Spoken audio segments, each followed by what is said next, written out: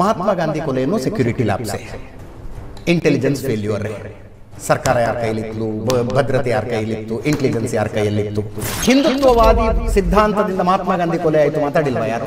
ISIS ಅಷ್ಟೆಲ್ಲ ಹೇಷಾರವ ಮಾಡ್ತಾ ಇದ್ದಾಗ ಕೇಳಿ ಬರ್ತಾ ಇದ್ದ ಪ್ರಶ್ನೆ, ಅವರ ಕೈಗೆ ಅತ್ಯಾಧುನಿಕ ಆಯುಧಗಳು ಹೆಂಗೆ ಬಂದವು?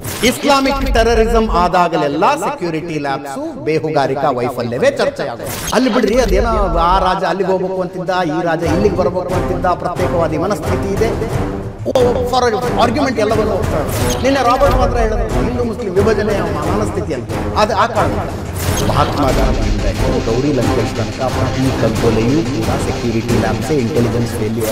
ಮಹಾತ್ಮ ಗಾಂಧಿ ಕೊಲೆಯನ್ನು ಸೆಕ್ಯೂರಿಟಿ ಲ್ಯಾಬ್ಸೆ, ಇಂಟೆಲಿಜೆನ್ಸ್ ಫೇಲ್ಯೂರೇ. ಸರ್ಕಾರ ಯಾರ ಕೈಲಿತ್ತು, ಭದ್ರತೆ ಯಾರ ಕೈಲಿತ್ತು, ಇಂಟೆಲಿಜೆನ್ಸ್ ಯಾರ ಕೈಯಲ್ಲಿತ್ತು? ಇಲ್ಲಿ ಹಂಗೆ ಬರೋದಿಲ್ಲ. ಕೊಂದವನ ಸಿದ್ಧಾಂತ ಯಾವ ಸಿದ್ಧಾಂತಕ್ಕೆ ಸೇರಿದವನು? ಮಹಾತ್ಮ ಗಾಂಧಿಯಿಂದ ಹಿಡಿದು ಗೌರಿ ಲಂಕೇಶ್ ತನಕ ಪ್ರತಿ ಕಗ್ಗೊಲೆಯೂ ಕೂಡ ಸೆಕ್ಯೂರಿಟಿ ಲ್ಯಾಬ್ಸೆ, ಇಂಟೆಲಿಜೆನ್ಸ್ ಫೇಲ್ಯೂರ್. ಒಂದು ನಿಮಿಷ, ಎಸ್, ಅಲ್ಲ, ಅದಕ್ಕೆ ಬರ್ತಾ ಇದ್ದೀನಿ, ಅದಕ್ಕೆ ಬರ್ತಾ ಇದ್ದೀನಿ. ಸೆಕ್ಯೂರಿಟಿ ಲ್ಯಾಬ್ಸೆ ಅದು. ಅಲ್ಲಿ ಸೆಕ್ಯೂರಿಟಿ ಲ್ಯಾಬ್ಸ್ ಪ್ರಶ್ನೆ ಬರೋದಿಲ್ಲ. ಬಂದು ಕಿಡ್ಕೊಂಡು ನಿಂತವನು ಸಿದ್ಧಾಂತ ಯಾವುದು ಅನ್ನೋದಷ್ಟೇ ಚರ್ಚೆ ಆಗುತ್ತೆ ಅಲ್ಲಿ. ಇಂದಿರಾ ಗಾಂಧಿ, ರಾಜೀವ್ ಗಾಂಧಿ ಕಗ್ಗೊಲೆ ಆದಾಗ ಅದು ಸೆಕ್ಯೂರಿಟಿ ಲ್ಯಾಬ್ಸೆ, ಅದು ಭದ್ರತಾ ಲ್ಯಾಬ್ಸೆ, ಅದು ಪ್ರಶ್ನೆ ಬರೋದಿಲ್ಲ. ಹೋಗಲಿ, ಅಲ್ಲಿ ಆದರೂ ಮಹಾತ್ಮ ಗಾಂಧಿ ಗೌರಿ ಲಂಕೇಶ್ ಕೊಲೆಯಾದ ರೀತಿಯಲ್ಲಿ ಕೊಂದವನ ಸಿದ್ಧಾಂತ ಚರ್ಚೆಗೆ ಬರುತ್ತಾ ಅಂದರೆ ಇಲ್ಲ, ಅದು ಬರೋದಿಲ್ಲ. ಅಲ್ಲಿ ಮೃತಪಟ್ಟವರು ಬಲಿದಾನ ಮಾಡಿದರು ಅನ್ನೋದು ಬರುತ್ತೆ. ಮೃತಪಟ್ಟವರ ಬಲಿದಾನ. ಮಹಾತ್ಮ ಗಾಂಧಿನ ಯಾರು ಕೊಂದರು ಅಂತ ದೇಶಕ್ಕೆ ಇವತ್ತಿನ ತನಕ ಹೇಳಲಾಗತ್ತೆ ರೀ. ರಾಜೀವ್ ಗಾಂಧಿನ ಯಾರು ಕೊಂದರು? ಗಾಂಧಿಯಿಂದ ಹಿಡಿದು ಗೌರಿ ಲಂಕೇಶ್ ಕೊಲೆ ಆದಾಗ ತನಕ ಬಂದೂಕು ಹಿಡಿದವನ ಸಿದ್ಧಾಂತ ಇಂಪಾರ್ಟೆಂಟು.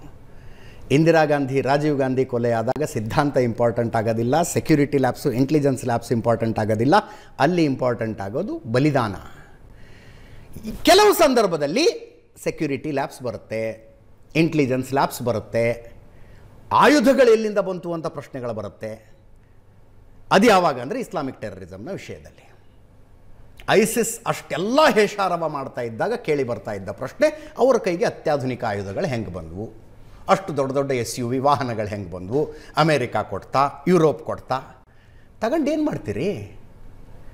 ಕೊಲ್ಲಬೇಕು ಅಂತ ನಿರ್ಧಾರ ಮಾಡಿದವನಿಗೆ screw driver ಆಯುಧನೇ.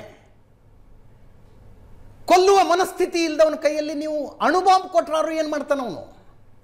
That's a piece of metal for him. ಈ ದೇಶದಲ್ಲಿ ನರೇಷನ್ ಬಿಲ್ಡಿಂಗ್ ಹೆಂಗಾಗ್ತಾ ಇದೆ ಅನ್ನೋದನ್ನು ಉದಾಹರಣೆ ಸಮೇತ ಹೇಳ್ತಾ ಇದ್ದೀನಿ ರಮೇಶ್ ಬಾಬು ಅವರೇ. ಇಸ್ಲಾಮಿಕ್ ಟೆರರಿಸಂ ಆದಾಗಲೆಲ್ಲ ಸೆಕ್ಯೂರಿಟಿ ಲ್ಯಾಬ್ಸು ಬೇಹುಗಾರಿಕಾ ವೈಫಲ್ಯವೇ ಚರ್ಚೆಯಾಗೋದು. ಚರ್ಚೆ ಆಗಬಾರ್ದು ಅಂತ ಹೇಳ್ತಿಲ್ಲ ನಾನು, ಅದೇ ಚರ್ಚೆ ಆಗಬೇಕು, ಅದು ಚರ್ಚೆ ಆಗಬೇಕು. ಅದರ ಜೊತೆಗೆ ಆ ಸಿದ್ಧಾಂತ ಎಲ್ಲಿಂದ ಹುಟ್ಕೊಳ್ತಾ ಇದೆ, ಆ ಸಿದ್ಧಾಂತ ಎಲ್ಲಿಂದ ಹುಟ್ಕೊಳ್ತಾ ಇದೆ?